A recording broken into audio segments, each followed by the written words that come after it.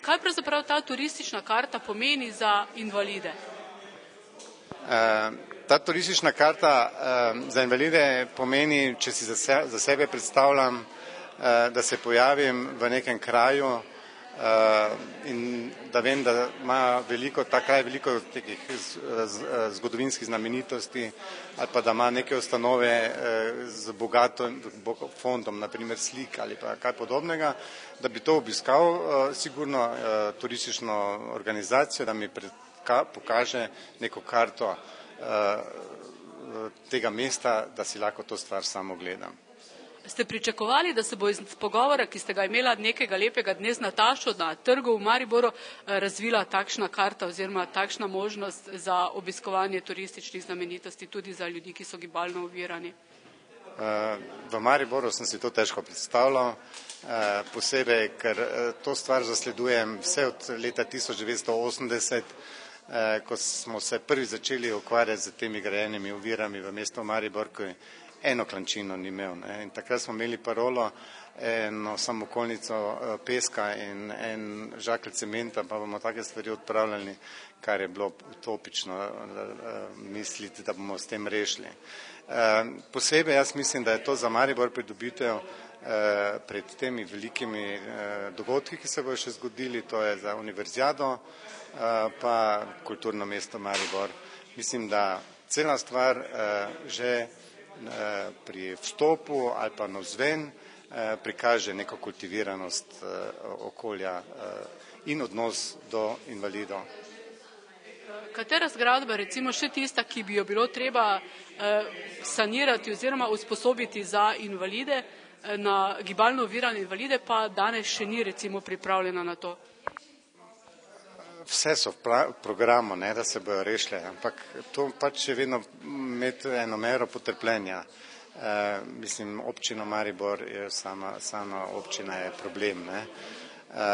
Potem bi lahko rekel, da tudi galerija pa je tudi pri tem, da se bo obnavljala. Pol je treba pogledati, kako je zdaj. Nekaj smo opazili že, odnosno so že koristili, jaz saj osebno sem koristil, ne pa popolnoma grad v centru mesta, do Viteške dvorane, kak je ta dostop, to še pa moram jaz se pogledati. Potem je mogoče res še kaki zdravstveni dom, v glavnem so pa že obnovljeni in dostopni za invalide. In trenutno se ne bi mogel spomniti, da bi bila še kakšna večja taka. Pločniki pa so v glavnem vsi prehodni.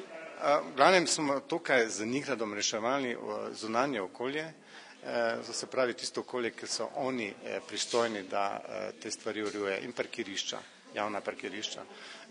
Javne zgradbe, te ustanove pa so bile pisno opozorjene in obveščene, da morajo te pa določene pomanjkljivosti pa odpraviti, da se jih vključi v to karto.